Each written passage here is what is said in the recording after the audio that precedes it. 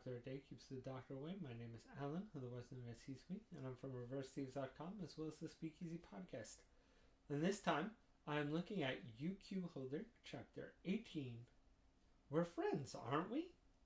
And so, last episode, the battle began in earnest. We saw Karen kind of give as good as she gets, but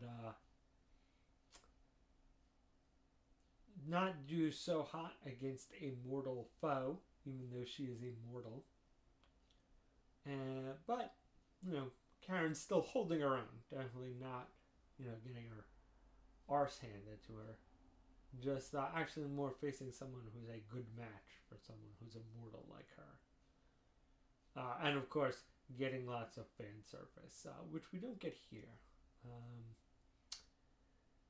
We do see the little girl who is trying to contact Tota and the others last chapter, and she gets caught by some of the servants of our assassins here, and we don't see what happens to her. I'm pretty sure Ken Akamatsu is going to kill the cute little girl, and it's just supposed to be, oh, he killed the cute little girl, and we find out she's okay. But I gotta say, it is a little bit cruel.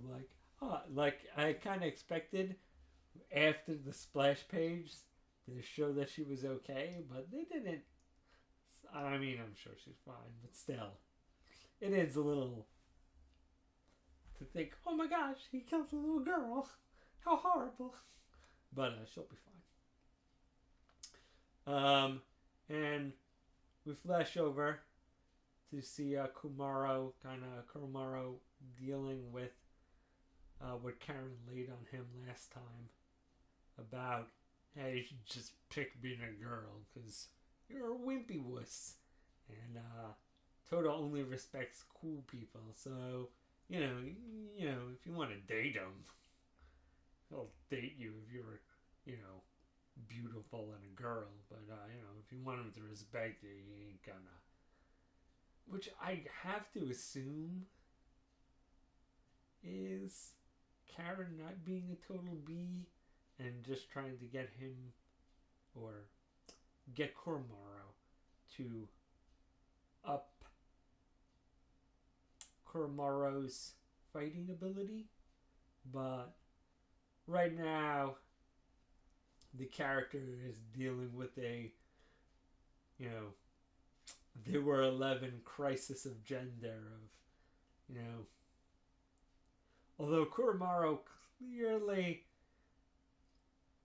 has feelings for Tota, Koromaro's totally playing up the, oh no, I just want him to respect me as a friend, not as a lover. What do I? And so, that's going to be silliness down the road.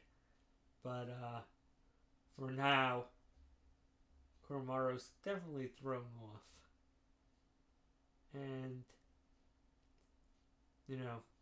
they're talking to one of the slum kids. You see, he is a plucky kid with dreams. So that when bad things happen to him, you actually kind of feel like, oh no, slum kid with dreams. You one day could be a slum dog millionaire. I gotta want you to be okay, which is fine. At least, there's some reason I like this kid, which is more than I can say for other little kid characters. And, after their little bonding moment, we see the town is on fire, and there are little robots everywhere trying to cause a high body count. And so Koromaro and Tota save the kid, but then the big boys come out. And we see Tota's mentor is the werewolf, as we saw before, but this is the first time they've seen him in wolf form.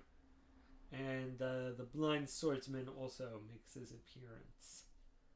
And they clearly are pretty good immortal hunters, as his werewolf mentor just rocks Tota. He's like, oh, vampire, I know how to seal him with this magical coffin spell. So he basically, yeah, ta ta ta ta ta, Fist of the North Star's his pressure point, hits him with a crucifix, and boom, Tota is totally out of the fight. Like, sit over there in the corner. You're not going to participate. And so, clearly, somebody's going to come along and undo this. I'm thinking the nun. I'm thinking the nun as she reminds me of one of the girls from Negama. I'm thinking she's going to be the one to undo that seal. Probably with magic. But we will see. Maybe with holy power.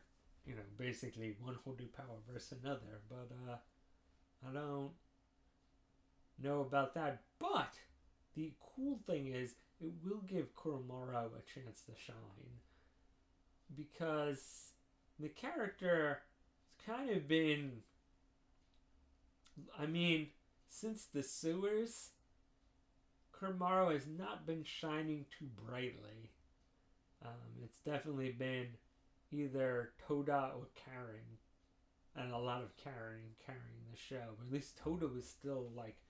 It was a new immortal and, you know, growing.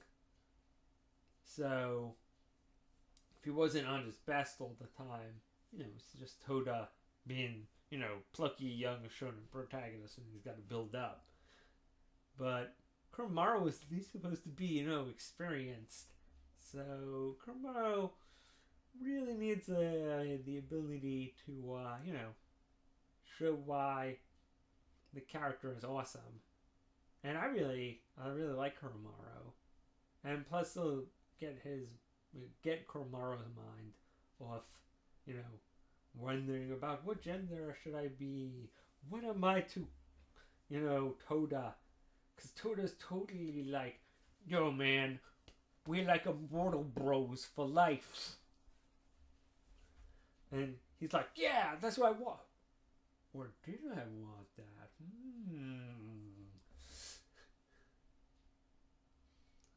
You know, the weirdest thing would be if Tota stayed, if Kuromaro became a man, but then entered a relationship with Tota. That would totally, like, people's minds. Probably, like, turn off half of Ken Akamatsu's fan base. But I'd be like, amazing. Totally unexpected. Actually kind of cool and progressive. Bravo. But, you know, well, actually...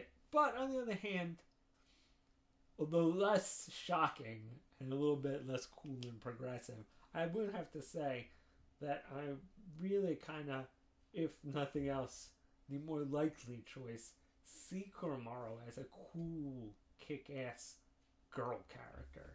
If Kuromaro becomes a woman and actually becomes a strong female character who can fight alongside the main character at equal level.